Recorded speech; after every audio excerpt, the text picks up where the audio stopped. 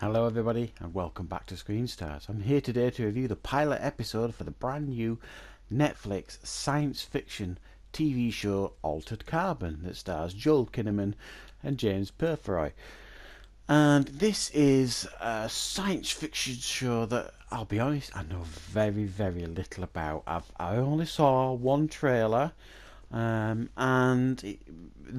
even though the effects look great, didn't really grab me. I've not heard a lot of buzz about this from any of my friends, anything like that. So it's kind of passed me by a little bit, this one. So I'm quite late to watching the first episode, but I've watched the first episode now, and I have to say, whereas it's not blown my socks off or anything, I thought it was quite an impressive start to a show. And from what I can gather, I think it's quite a difficult show to explain. And I found the first 10 minutes very disorientating and confusing. I didn't really know what was going on.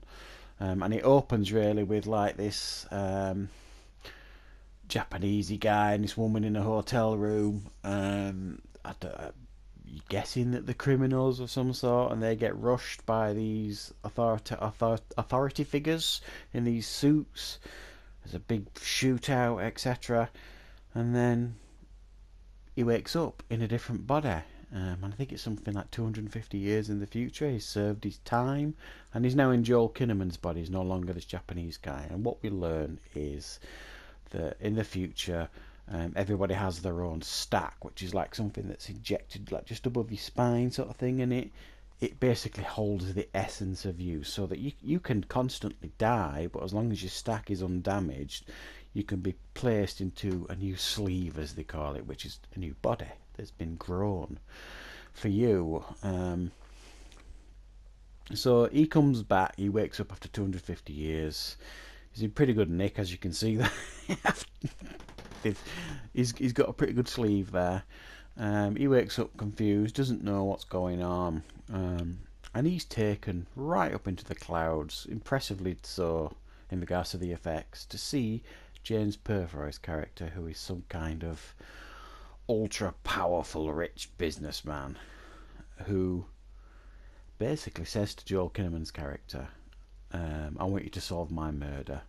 And he shows him a scene where he was murdered very recently, but even though they blew up his stack, because apparently once your stack's destroyed, you're dead. But because he's so rich and powerful, he's double stacked or something. So he's got like his stack, he's saved on a hard drive every 48 hours, so that he can never die. Basically, I think it explains he's something like 360 years old or something like that. So he basically shows in this murder scene and says, right, I want you to find out who killed me, because someone wanted me dead. And he refuses, basically. He's kind of like, not bothered. He goes and lives it up on the town for the night, takes lots of drugs, drinks lots of alcohol, gets into trouble, and by the end of the episode, he calls up James Purefoy's character and says, okay, I'm in, I'll solve your murder for you. And the reason why he changes his mind is a little bit unclear to me. There's some lady that's talking to him in his imagination saying, get on with your life, sort of thing. So while there's elements of this episode that are confusing to me and a bit hard to follow, the fringe elements of it, and got on my nerves a little bit. Sometimes I just like a show just a bit from me. Tell me what's going on, and then, if you want to be clever in a bit, be so. But I sometimes just want it to tell me what's going on from the start, and it doesn't. This, you've got to kind of all figure it all out, and even by the end of the first episode, it's a bit confusing still.